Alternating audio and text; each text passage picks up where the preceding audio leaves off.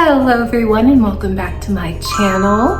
You may have noticed a different change. I'm downstairs in my living room. I did make an intro like I normally would, as well as an outro for this video, but there's no audio, like there's none. Is that my voice? Is that my voice? Oh well. I decided that I would like to get this video out while we're all still young and kicking, and here we are. Yes, let's do it. This video is going to be all about making Barbie clothes. And by Barbie clothes, I mean, I want to make a new series, and I know I've said this before, but now like I'm actually doing it. I change people's lives. I want to do vintage pattern reviews for your Barbies. And if you're a sewer, you're going to like this. If you're not, you're still going to like this because we're still going to make it fun for you guys. Lies. I'm going to make them as the pattern calls, but I'm also going to add little Mattel touches, like detail work, basically, just to make them truly out of this world. Because I'm a firm believer that love is in the details. And in today's pattern review, we will be looking at a pattern that I suspect is probably from 1968 to 1970. And that's based on the illustrations that they used. In the illustrations, it looks like it has Stacy dolls, American Girl hairstyle Barbies, as well as the ever beautiful twist and turn Barbie. If you like these kinds of videos, let me know down below by leaving a like, leave a comment, let me know how you're doing. Without further much ado, let's get into today's video. The model that we'll be using today is this beautiful twist and turn. Believe it or not, I got this girl on eBay for $14. Sometimes it pays off taking a chance because the picture that they used was literally taken by a potato. But after a quick restoration, she does look brand new. And these patterns are definitely of her era. Back in the day, unless your parents had the means, your Barbie did not exclusively only wear Mattel fashions. And some of the most special fashions in my Barbie wardrobe are some of those mommy-made outfits that I found in lots. And back in the day, you really had to be crafty. Sewing your own outfits was something that was more common than what it is today. Mattel was even involved in the pattern making business. One of Barbie's earlier fashions came with a pattern for a simple sheath dress. They also made a variety of dressmaker accessory sets, some for Barbie and Midge and some for Francie and Casey. In today's video, we'll be using McCall's number 2123. All around me, I have all the tools that I will need for success for this project. Now, this is something that I've wanted to do for so long, was make this particular pattern right here because it uses twist and turn Barbies. And I don't know if you know this, but like the first version of the twist and turn Barbie is probably some of my favorite Barbies ever. It's a Barbie that I got to play with as a child. I believe it belonged to my aunt. She says she doesn't remember it, but I definitely did play with it. It was a platinum. And back then I played a lot with my granny's homemade outfits more than I did like the actual vintage Barbie outfits because they were so well made. And that's what inspired me to start making clothes. And I've been making clothes for quite some time, but I've never really done patterns before. Like I've never really done these patterns. So I'm curious to see if they are as easy as pie or if they are difficult. But I love the patterns here. Some of them are quite simplistic and some of them are a little bit, you know, more dramatic than others, but this looks like a very good place to start for someone who is experienced. They do have some other patterns out there from this era that are more like sheath dresses, so there's really not that much tailoring to go with them. So that way, if you are a beginner sewer, you can try to do those and you'll come out with something really pretty. But I want to go ahead and start making these. Now, these are from McCalls. This is McCall's 2123, and I would assume that this probably is from 1968. I would imagine probably even 1969. Down here it has a list of everybody that it will fit, and since it has Julia on there, I would say this is probably from 1969.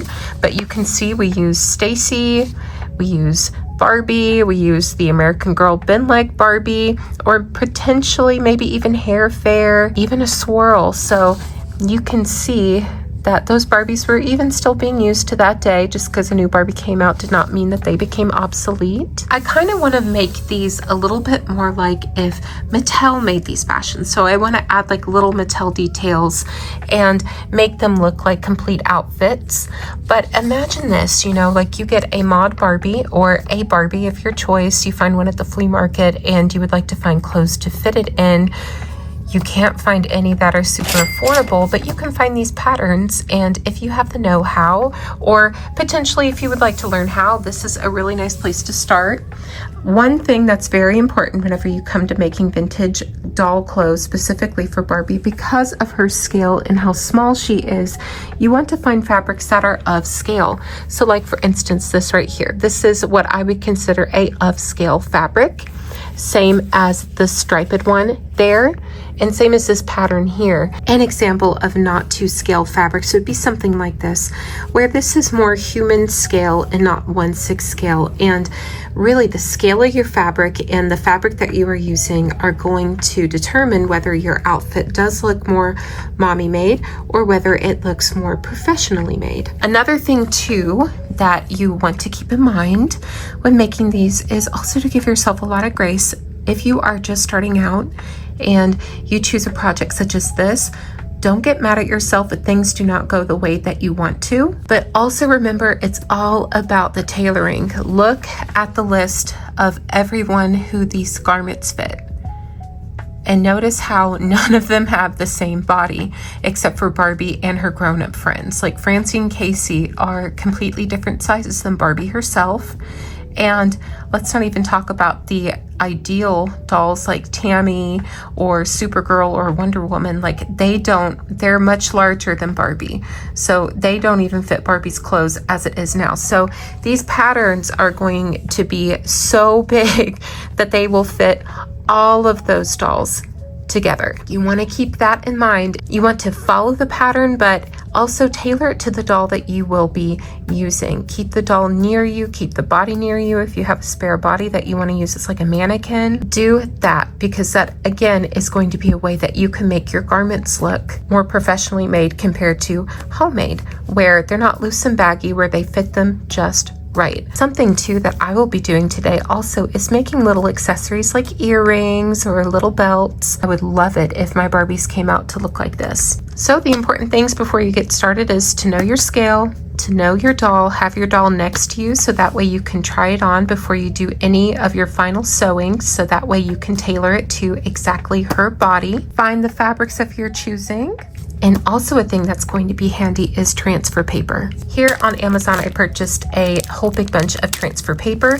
You would be putting this underneath your pattern and on top of the opposite side of your fabric. So that way, whenever you trace, it will show up on the opposite side of the fabric. So that way you can cut it without having the pattern on top. I am a genius by trade. It's just going to make it a lot easier. You don't have to have these, but we're kind of trying to go for easy today. This is the dream setup that you could ask for whenever you start making doll clothes. You want to have like a good spot where you can lay out your fabrics and cut them. And I recommend getting one of these. You can find them at Walmart. Don't go to like your hobby and craft store because they'll be 10 times more expensive. But you also want to get out your fabric. Remember to have it perfectly scaled. I like to have one of these tools right here. This is just going to cut the fabric. It's a little bit easier than scissors, but also another thing that you will need as well are a good pair of fabric scissors. And we are going to transfer the pattern onto the fabric. So the way to do that is to use this transfer paper. It's really, really cheap and sometimes even come with tools. Like here's one of the tools to go with it, but we're also going to be using this tool. Last but not least is your pattern. You will have to have your pattern, and we're gonna look at that pattern and see what it looks like. Wow. So here we have the pattern. The pattern, again, very simple. We have the bodice, so the top part, and it tells you exactly what to do. It gives you the exact seam allowance that you will need. It tells you to clip things. It tells you where to dart things. It tells you where to place this on the center front of your fabric so that way it looks good. And then we have the back of it. It tells you where to put your snaps and where to fold and everything. So everything is all laid out for you so that way you can't fail. Let's That sign can't stop me because I can't read. And then of course, look at this, we have our skirt. So this is going to be the center front, which means the skirt is going to be double this, and you will gather along the edge that they give you. Right where like you'll see like little dots, they're either going to be snaps or where you're going to stop sewing. So right here is the seam for the skirt. So we're going to stop right there, and then we're going to leave this open. And then of course, last but not least, here is just the tie belt. So for some reason, this dress in particular, they want you to use a vinyl or a leather, not even a ribbon, which is, I don't know, like, you know, I really don't think that vinyl and or leather should be tied up in a bow in the back of a dress, but maybe that's just me. I don't understand, bitch. Don't understand. I don't understand, bitch. So I'm going to make it like it asked for out of vinyl. And I'm also going to be making it also in a ribbon. So that way, if it doesn't work out, we could just use a ribbon and it will look fine. Are you sure? This is a simple pattern. You've got, what, 4 pieces, technically only 3. And there really isn't much to it. So let's go ahead and demonstrate what you will need to do. Here we have our fabric laid out with the pattern right on top. If you don't have transfer paper, this could be where you would pin it to the fabric, and then you could just cut it out as you go along. And you could even use chalk to mark where you need to sew things and where you need to put your darts and where you need to put your snaps if you want to. There are 2 sides to your transfer paper. You want to find the side that has the actual transferable ink on it, and you'll be able to run your fingers along and find out what that is. So we are going to place this down, and you can go along with your pattern piece. So we'll place it right there, and then we will place the pattern piece on top. Now, I do recommend that you pin the pattern piece and the transfer paper because it will kind of tend to slip and slide. I have this whole thing pinned down to the fabric and to the paper, and what you are going to do is you're just going to follow the lines, and then you are going to see them transferred onto your fabric. And when it's done, you should see your pattern transferred onto the fabric piece itself. Now, this material is the same color as the transfer paper, which means we're going to have to use white chalk. But you can kind of see where it is, like right here. There's like little dots there. So that is from the transfer paper itself, but it blends in. They do make different colors for the transfer paper. So I believe they might make a white, like a little chalky white. That would have been helpful to have today, but looks like I'm just gonna have to break it down and use some chalk. Oh, that's terrible. Thank you. Before I start sewing anything, I like to just iron out all of the pieces, even if they look flat. Just go and give it a courtesy iron. When sewing, you can use pins, or you could just straight up sew it yourself.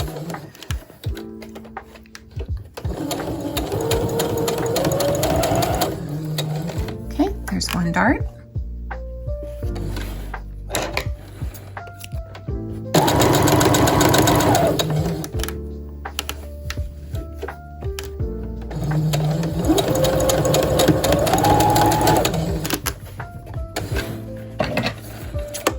And there are our darts for the bodice. Each seam allowance is going to be 1/4 of an inch.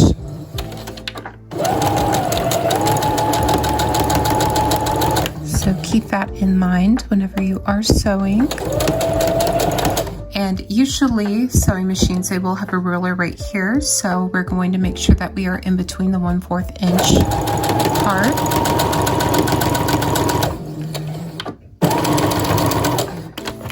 Okay.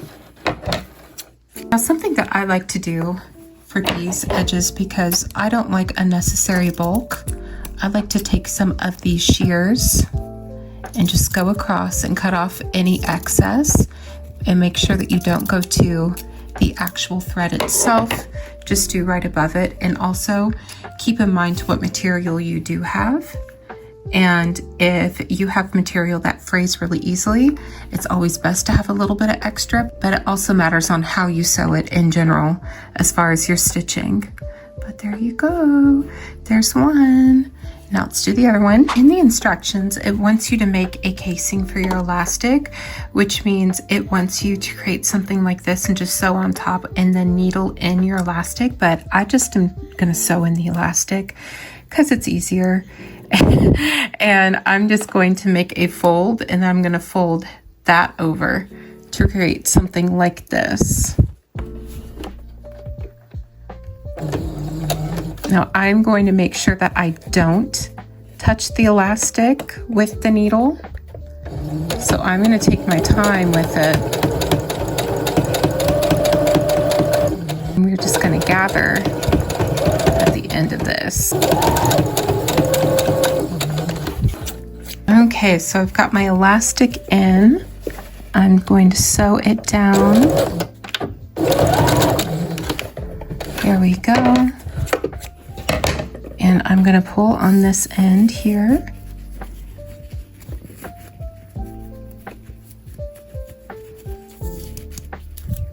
And we are going to pull. And there we go. That is what our sleeve will look like when it's all sewn together, which is pretty cute. So let me go and sew this in.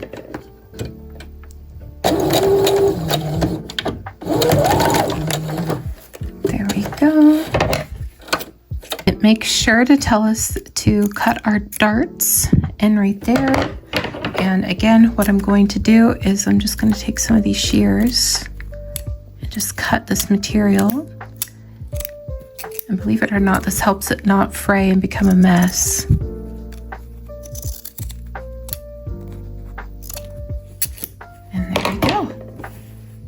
It's ready to be turned inside out. So let's do an invisible stitch. So to start, you're going to want to fold the fabric to where you would like it.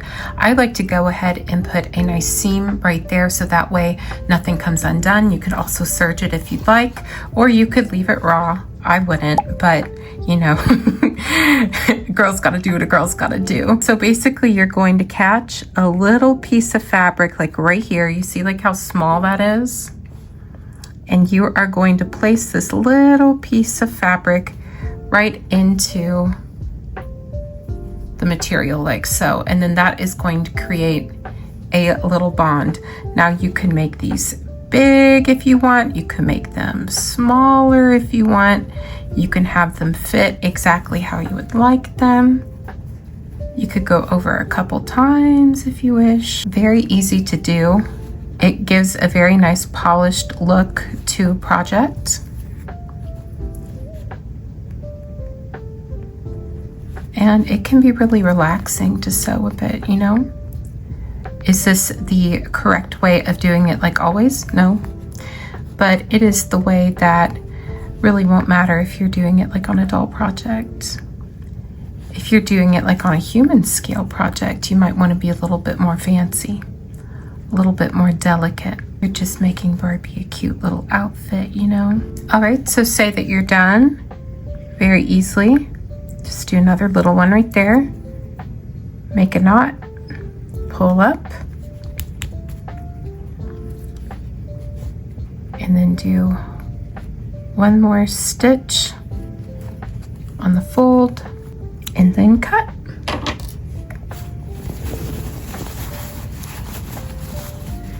Now you can fold it out and look at your handiwork, and there you are, a blind stitch. Here the dress is with like a little satin ribbon the back, but it does ask for pleather or vinyl, so I've got some vinyl right here, and I'm thinking about tying it around and seeing what it looks like. Here it is with the pleather belt, and I don't really understand it but I do like it. Like if I was to design it, I would just design another belt, but this is like a good, like, you know, mommy made option, or like a little kid could make this, right, of that era, because you were taught to sew in home ec. But yeah, I think it's cute. Let's try it on Barbie. And here is option B.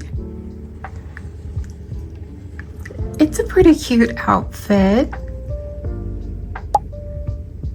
And to be honest, I mean, if I were a kid, this probably would have been the outfit I would have picked, because I was all about like the big flouncy floofy dresses. How cute is she? She's just so pretty. I'm loving all of these costumes, and you know, good luck to me for making more. Help! Let's make some jewelry. So on Amazon, I found these cute little posts that aren't metal, they're plastic, which you can see, which means I won't give her green ear, which is fabulous. And then I've cut out some pieces of vinyl that will go with the dress. And then we're going to use these little gold hoops. So I'm first going to take one of the gold hoops. I'm going to use 2 of my jewelry pliers here, and I am just going to open one up slightly, and I'm going to place one of these right in the hole. And then I'm going to take one of the earring posts, plop it on, then I'm going to hold it with one plier and then close it with the other one. And there we go. And now we have a cute little dangly earring for Barbie, and I wanted them to be very mod inspired, like something that you could see on models at the time in the magazines. And I just wanted it to look more mod, you know, like these fashions. And there we go, another dangly earring. So it's time to do the bias tape binding around the trim of the bathrobe.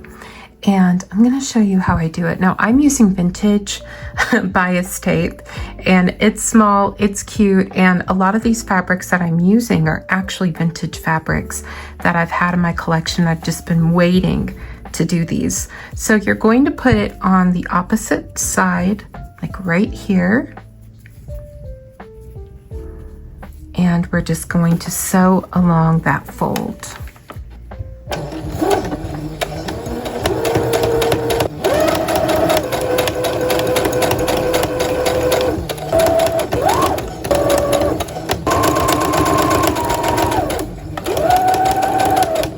So it is sewn onto it, and now I'm going to trim the excess. You don't want to trim too much, especially if you're working with this kind of terry cloth, because this is actually a hand towel that I bought at Walmart, because to buy real terry cloth, it is, you know, stupid expensive, and I'm not needing it for like a human-sized bathrobe. You know, we need it just for a Barbie. But there we go. So something I'm going to do too is, you see like how the binding, whenever we have a curve, like how it's stiff, I'm going to go in and just make little dashes, little cuts. And that's going to make it to where we can go around that curve a little nicer. And I'm going to do it up here too. I've already done it up here on the hood. But anywhere where there may be a curve, we're just going to do that. But now what we are going to do is we're going to fold it over so it will look like this. Okay, and that's what you're going to sew. And after ironing it down, this is what you're left with. And that looks quite nice, right? Yes, and also no. And all that's left to do is to create the belt, which we are going to use the same bias tape, but we're going to sew it and fold it right in half. And here is look G, the bathrobe. And there it is. It's a pretty nice little bathrobe, you know.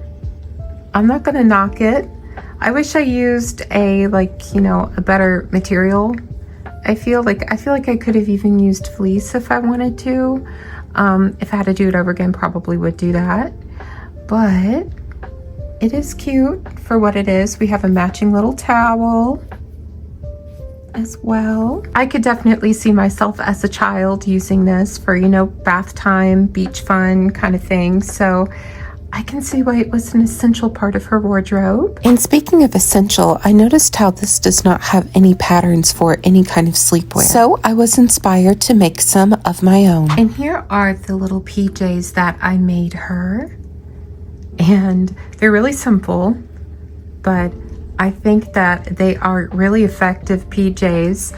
It's a just folded piece of nylon tricot gathered with 3 gathering stitches up top with little ribbons to hold it all together, and then of course ribbon tie in the back. And we have silk taffeta panties. I left her pantyhose on because we're still not done dressing up this doll. And I 3D printed some mules a while back. So I placed little pom-poms on top of them, and now they're part of her slumber ensemble. I also made a little pillow out of vintage material that I've had in my collection.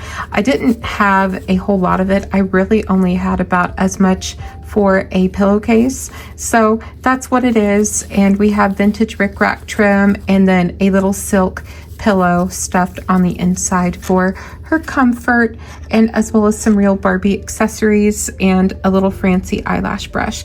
And I think that all together just creates the ensemble and makes it really cute, makes it really fun, so that way she has something really nice to wear to bed. Here we have the felt coat. Now, I did not get my way with making it in pleather, but that's all right. You can see it 360. Doing the pattern as it was stated, it needs to be felt because you wouldn't be able to use this pattern if it weren't felt. So that's why it says felt only. The pattern didn't state to, but I did sew down the pleats on the inside of the coat just to give it more of like a sturdier, more luxurious type of feel. And I seamed all the edges and just put like a hem on it. So that way, you know, it gives it a little bit more weight and gives it a little bit more quality than what it actually has. Because I found with like Mattel, especially in the 60s, if they were using a cheaper material, 9 times out of 10, they would always leave a hem like this on it, like where it's really not a hem, but it's a piece of thread, but it gives it a weight, it gives it dimension, and it doesn't make it look so raw, if that makes any sense. She looks cute in it. I actually got this vintage scarf from Goodwill. One of you, my fabulous subscribers, told me to go to Goodwill to outsource fabrics since I no longer really have a source to get them and reuse fabrics. So I've been like going through their scarf department, and I've been looking for things that will fit ironically for this era of Barbie. So I had that scarf material already, which is in the pattern. It's just a square. And instead of felt boots, I did make white pleather boots with a little heel on them. So cute. Now, the thing about this costume, like this one in particular, it doesn't actually have anything underneath. You're not supposed to have anything underneath this coat. But to me, that's not right. And I feel like if I were Mattel, I would create something for underneath this outfit. So I went completely off the pattern book and decided to make my own outfit underneath this costume. And under the coat, because she just couldn't be naked, I made her this cute little shift dress, and it goes well with the pleather go-go boots. And these are not a part of the pattern. I just wanted to Barbify them because later on she did get, you know, like a pair of go-go boots, and they have like that little built-in heel kind of thing that looks like an oven mitt, but it's iconic and it's just simply Barbie of that era. And this would have been another thing that I would have gravitated towards as a child. I just think it's so cute. And I made her little earrings, and I made her like a little belt, like what they were giving in Mattel fashion at the time. And you know, the shift, it has some sewn details that you can't really tell, but there's a lot of work that went into it. It's lined with silk satin, but I don't know, I just think it's really cute, and it's like a little peekaboo underneath a coat, you know, that I originally wanted it to be pleather, but it's just not the way that the pattern allowed. So underneath the felt coat, we do have something that looks quite marvelous, if you ask me. Time to make the next outfit, which is going to be outfit E down here on the Stacy looking doll. They have it in a yellow, which looks really nice, and this could be like a very casual dress, but I want to make it a formal, and because I want to make it a formal, I'm going to use this mylar material. Ooh, how fun would this be? I am fun and easy and breezy. I'm the life of the party, so if you invite me, watch out. And because I want it to be a formal, I am going to be using this Lurex material that I found not too long ago. It's very similar to what they would have used back in the day, and I think it would be a lot of fun. And I got a lot of inspiration from the show Bewitched, specifically from Samantha and her cousin Serena, as well as I Dream of Jeannie. I'm very inspired by those TV shows of that time period whenever it comes to making these mod outfits and like choosing the colors and the patterns and making sure that I make it look very similar to what they would have worn, because I love their fashion. So I did the transfer process on this fabric here, and you can see it worked a lot better than what it did previously on a darker material. So you can see where your hemline, where your seams are, where your darts are going to be, and where your sleeves will line up whenever you get it all together. And here we have her formal, at least what I'm going to call her formal. But I made her little earrings that I thought looked a little bit mod, you know, and I gave her a boa, which gives her like this whole, you know, Serena vibe, but we can take that off so you can see the actual dress. But that is the way it's constructed. And on the back, I decided, because I wanted it to be fancy, to put a vintage Barbie zipper from those sewing packs that they used to sell in the 60s.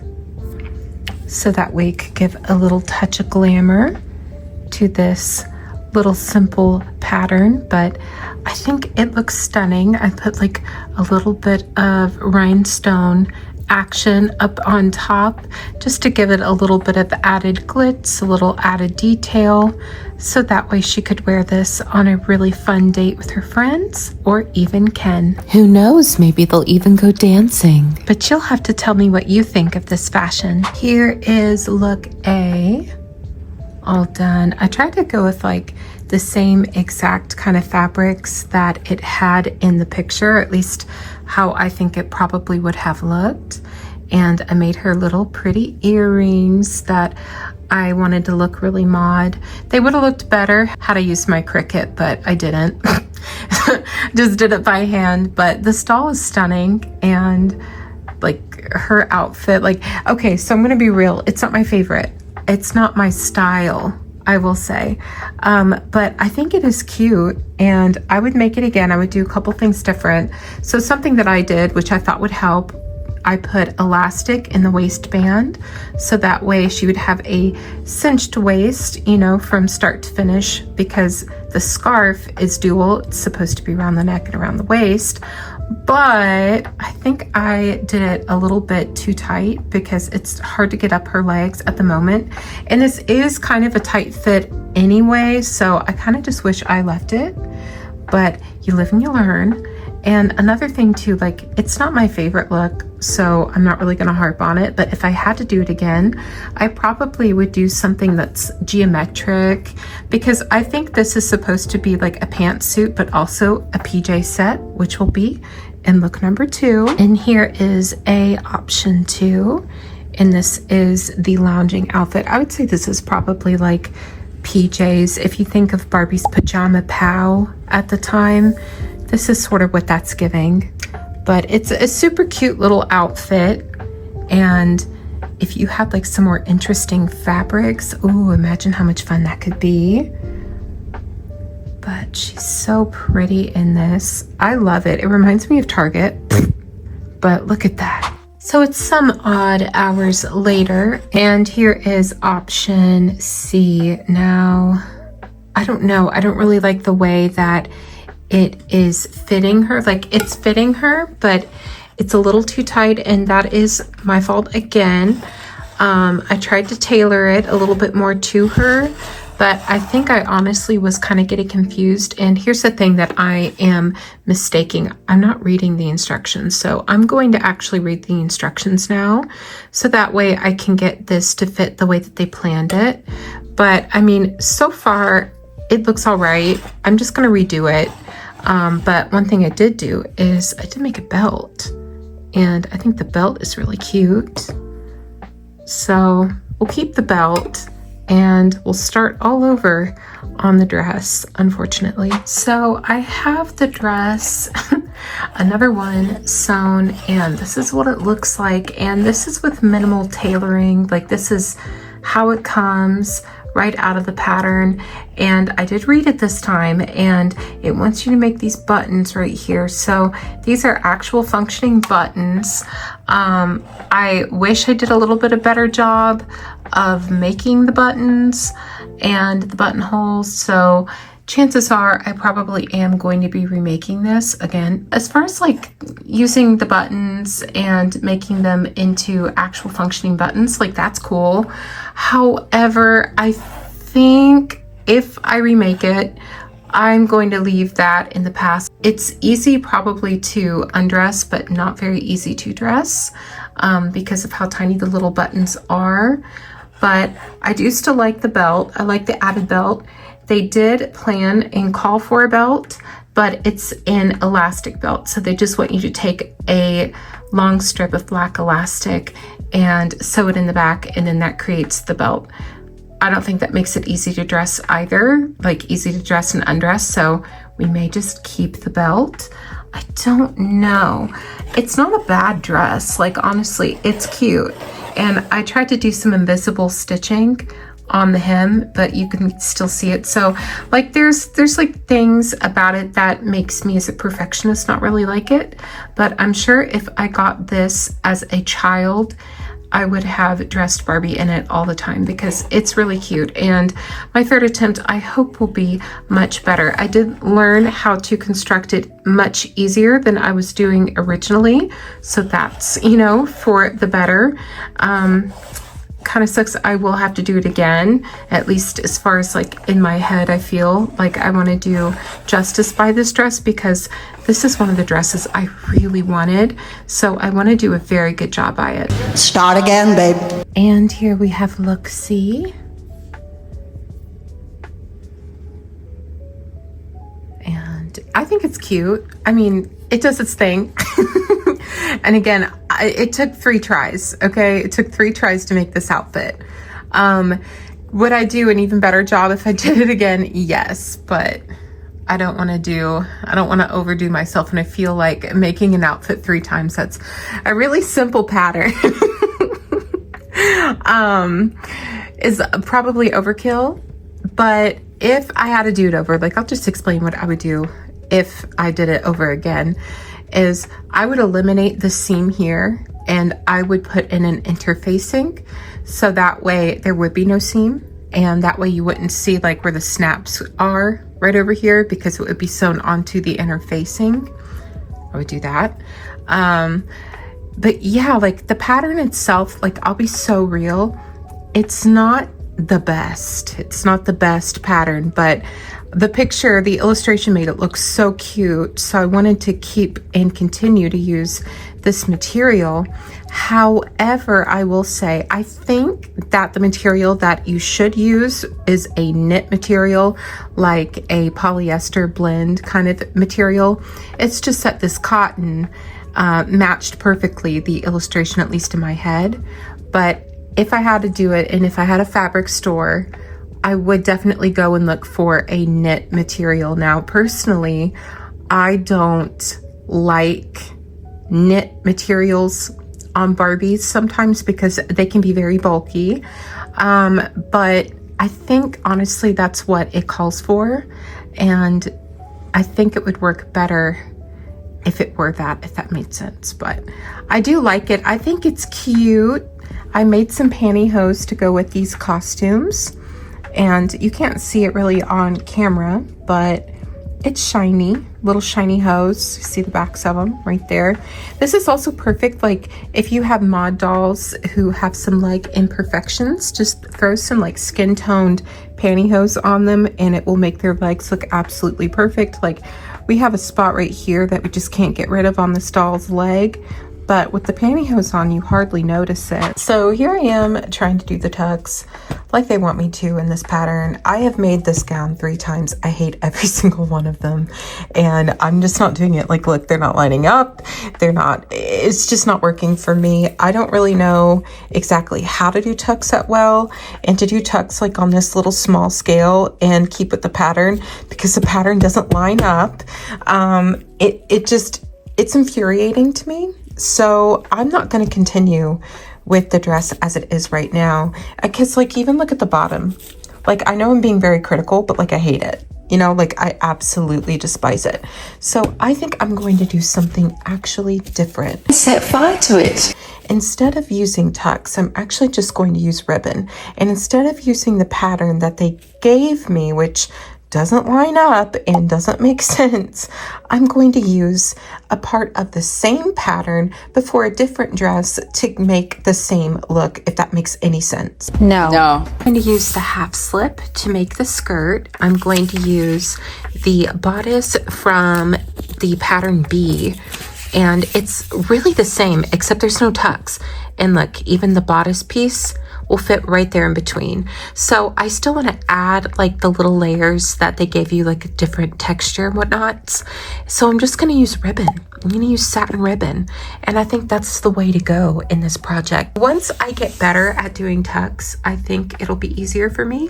But we're going to do whatever's easiest for me, and we're going to do some customization. Let's make some more jewelry. So I'm going to start to make the earring. And I'm actually going to place this little, what I think is like a little pearl drop onto a post with the flat bottom. And then some of the same beads that are in the dress, I'm going to put right on top. I'm going to take my pliers and I'm going to bend this back so it looks an awful lot like this. Then I'm going to trim it to the size that I think I need. And this is always the guessing game. I'm going to take it from the tip and curl up like so until I get something that looks like this, like a half circle. I'll put in the plastic post so she doesn't get any greenier. And then go ahead and do that, so that it's all the way closed. And there you have your little pearl drop earring. Now I'm going to move on to the necklace. You're going to need a little hook. So I'm going to show you how to make one. We're going to do the same thing that we did. Just make a little circle. There you go. There's the bottom. Trim the top. And then we're just going to take it like right here, and then we're going to start to bend back.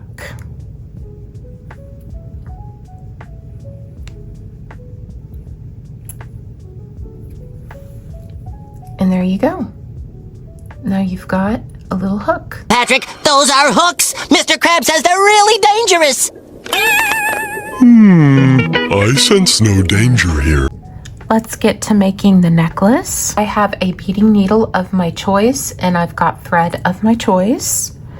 And I am going to stick it through here first. This is a little metal crimp. And this is going to help our jewelry stay in place.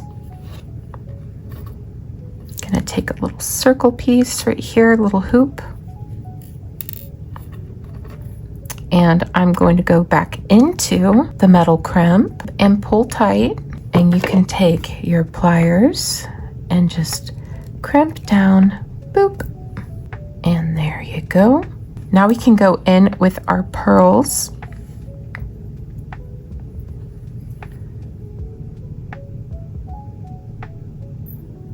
There we go.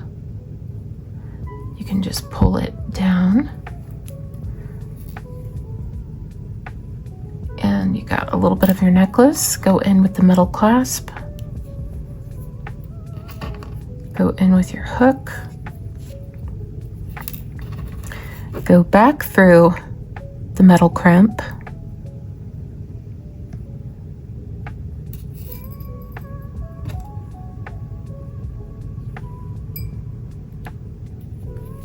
Pull taut. And then squish it down. Cut off the excess thread.